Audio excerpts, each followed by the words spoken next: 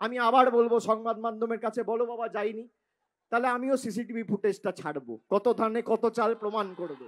ও CCTV যেদিন footage leak করবে সেদিনকে ওই মিটিং এ দেবের বিরুদ্ধে কি বলেছে হিরণকে সেটাও আমি পাবলিকলি করে দেবো। এরা ঘাটাল মাস্টার প্ল্যানের জন্য 10 পয়সা দেবে না। কেন্দ্রীয় সরকার টাকা নিয়ে বসেছিল। যেখান থেকে বাংলার এই লড়াইয়ে আপনারা বাংলার হাত শক্তিশালী করবেন, সেই বিধানসভা হোক পঞ্চায়েত হোক, যারা বাড়ির জন্য অ্যাপ্লাই করেছেন 31শে ডিসেম্বরের মধ্যে প্রথম ইনস্টলমেন্টের টাকা তাদের অ্যাকাউন্টে ঢুকে যাবে, বাংলার সরকার দেবে। হবেনি, ভোট হবে না, ভোট কেউ দেবে না, আর আপনাকে আর ধার করতে হবে না দয়া করে পিসি ভাইপো। যে আজকে পশ্চিম মেদিনীপুর, পাশের জেলা পূর্ব মেদিনীপুর, তার পাশে হাওড়া, একদিকে হুগলি, আজকে কৃষকের চোখে জল কেন? তার কারণ হচ্ছে চন্দ্রকোনা থেকে ঘাটাল, দেবড়া থেকে দাসপুর, ওদিকে আরামবাগের বিস্তীর্ণ এলাকা, সর্বত্র দুদিন যদি বৃষ্টি হয় তাহলে বুক অব্দি জল নিয়ে মানুষকে রাস্তায় থাকতে হয় ঘরবাড়ি ছেড়ে। যারা কষ্ট করে চাষ করে, যারা চাষবাস করে ধান ফলায়, দুদিনের বৃষ্টিতে লক্ষ লক্ষ কৃষকদের ধান বৃষ্টির জলে খারাপ হয়ে যায়। 2 কোটি বেকার চাকরি চায় সবাই, কৃষক ফসলের দাম চায়, সবাই চায় চাকরি দিন।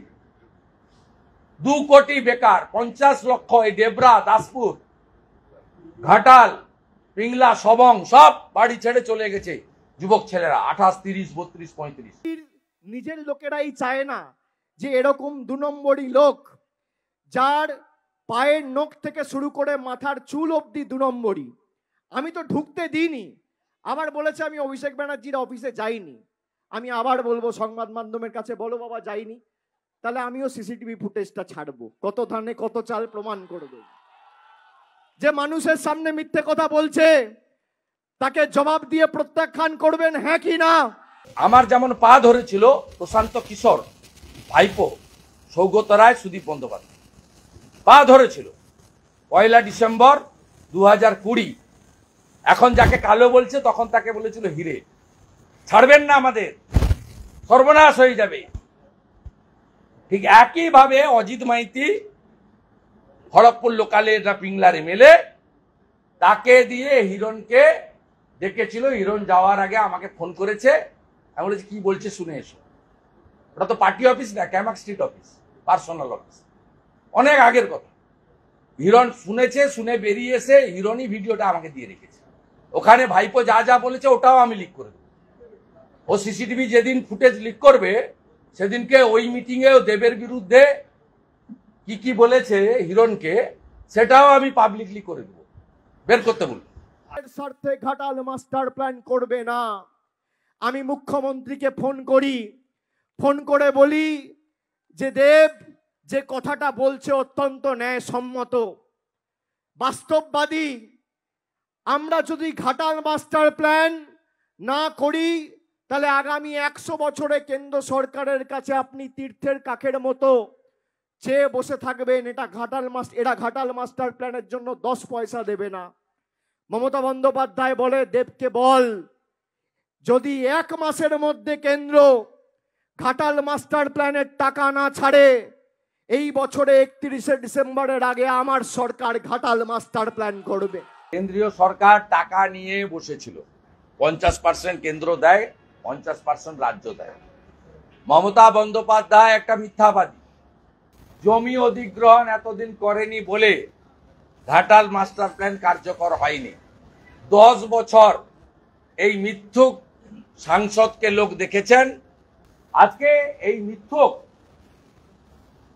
মিথ্যুক সাংসদ তার অকর্মণ্যতা ঢাকার জন্য কখনো পিসি, কখনো ভাইপো, আর গোটা এলাকার মানুষ জানে যে মমতা ব্যানার্জি মিথ্যা ছাড়া সত্যি বলে না, আর তার আলালে দুলার ভাইপো তিনি দুর্নীতি ছাড়া অন্য কিছু বুঝেন। 2017-18 থেকে যারা বাড়ির জন্য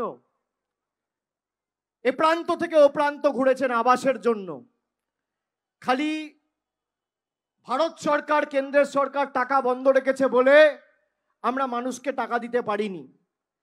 আমি যেমন বললাম যে 1500 কোটি টাকা খরচা করে ঘাটাল মাস্টার প্ল্যান করবে রাজ্য, কেন্দ্রের টাকা আর আমাদের লাগবে না। এবারও বাড়ির ক্ষেত্রে যেখান থেকে বাংলার এই লড়াইয়ে আপনারা বাংলার হাত শক্তিশালী করবেন, সেই বিধানসভা হোক, পঞ্চায়েত হোক, যারা বাড়ির জন্য অ্যাপ্লাই করেছেন 31শে ডিসেম্বরের মধ্যে প্রথম ইনস্টলমেন্টের টাকা তাদের অ্যাকাউন্টে ঢুকে যাবে, বাংলার সরকার দেবে। ডিসেম্বর থেকে টাকা দিবে কেন? কোন ডিসেম্বর? মানে ভোটটা হওয়ার পরে হবেনি, ভোট হবে না, ভোট কেউ দেবে না, আর আপনাকে আর ধার করতে হবে না। দয়া করে পিসি ভাইপো 1,98,000 কোটি ঋণ রেখে গেছিল সিপিএম, আপনারা মিলে 6,93,000 কোটি টাকা ঋণ করেছেন।